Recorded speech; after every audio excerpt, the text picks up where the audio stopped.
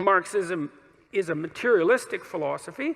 It's predicated on the idea that, essentially, an idea that Dostoevsky criticized in great depth was that if you just made people rich enough, let's say, if you deprived them of their privation, if you equalized their economic status, let's say, that the utopia would come to light upon earth. And, you know, I have a certain amount of sympathy for a viewpoint like that because, you know, who likes starvation and misery? You know, there's nothing positive to be said about that. But I think Dostoevsky was right, too, in his criticism of Marxism, although he wasn't directly aiming this at Marx, in Notes from Underground, where he noted that, you know, if you gave people what they wanted in terms of, let's say, bread and circuses, if they had, as he said, nothing to do but eat cakes and busy themselves with the continuation of the species, which is kind of a nice phrase, that the first thing they would do is take a hammer and smash things just so that something improbable and strange would happen, just so that we could have our way.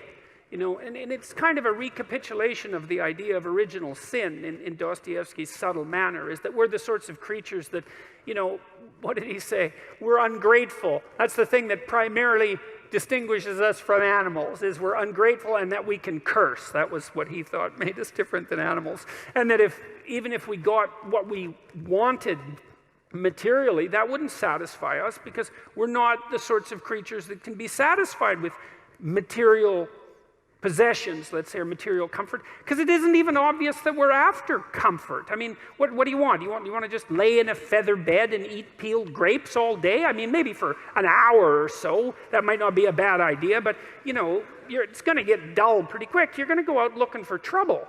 And it's certainly possible that the more material resources and the easier they were to get that you have at your disposal, the more creative ways you're going to find to cause yourself trouble when you go out and look for trouble.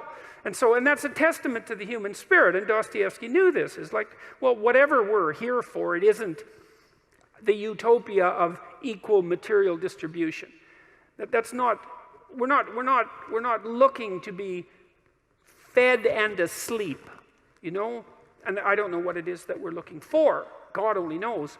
Maybe what we're looking for is to continually keep looking, something like that. I mean, that's the sorts of creatures that we are. But the materialist philosophy is that, well, if you just provided for people economically, problem over. And no, wrong. I mean, most of you are, as given that you're going to be ill in one way or another, and that you're still subject to mortality and all of the terrible natural limitations that human beings are characterized by, you're about as well off as you're going to get. You know, the economic data already show that once you have enough money so that bill collectors aren't chasing you, which basically puts you, say, at the kind of in the upper reaches of the working class or maybe the lower end of the middle class, something like that, that additional money has absolutely no effect whatsoever on your self-reported well-being, which is something like a combination of positive emotion and absence of negative emotion. So you might like to think that, you know, if you were rich, your life would be better. And maybe it would be somewhat better, but it wouldn't be as much better as you might hope. And that's because you'd still have most of the problems that people have. You know, you still maybe wouldn't get along with your sister, and you'd still get divorced, and maybe you'd even be more likely to. And there'd still be illnesses that would beset you. You'd be able to deal with them perhaps with some degree of more urgency. And you'd still have the problem with what the hell your life is for and what you're doing on the planet and how to conduct yourself in the proper way. And so we don't want to be too naive about materialism, even though we don't want to be ungrateful for its advantages.